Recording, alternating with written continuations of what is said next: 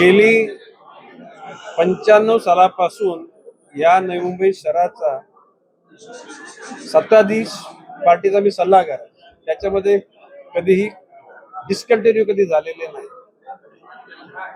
ज्याला प्रशासकीय कालखंड होता त्याला सुद्धा आयुक्तांना बोलून मी प्री मान्सूनच्या बैठका घेतल्या.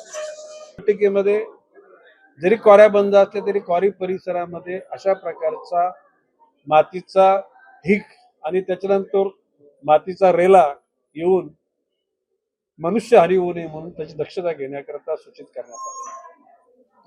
आता गावठाणामधील गटारे, झोपड्यामधील गटारे, LIG मधली गटारे या सगळ्यांची स्वच्छता करावी. मोकळ्या असलेल्या इलेक्ट्रिकचे केबल त्याची दखल घ्यावी. किंबहुना उघड्या असलेल्या DP या उद्याला पाणी जास्त चालल्यानंतर शॉर्ट सर्किट होतं आणि मग काही लोकांना मृत्यूला सांगतात, त्याच्यावर सुद्धा दक्षता घेण्यास सांगितलं. शाळा आता बंद आहेत.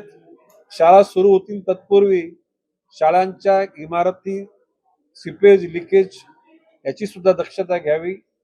त्याचबरोबर या कालखंडात उन्हामुळे असलेले विंचू, त्याचबरोबर असलेले साप हे आतमध्ये जातात आणि त्या बेंचेसवर, कपाटामध्ये.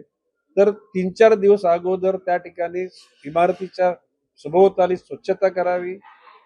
वरांडे, लायब्ररी असेल, त्या ठिकाणी वर्ग असतील, साफ करून त्या ठिकाणी विद्यार्थ्यांना कसल्याही प्रकारचा धोका होणार नाही याची दक्षता घ्यावी. पंखे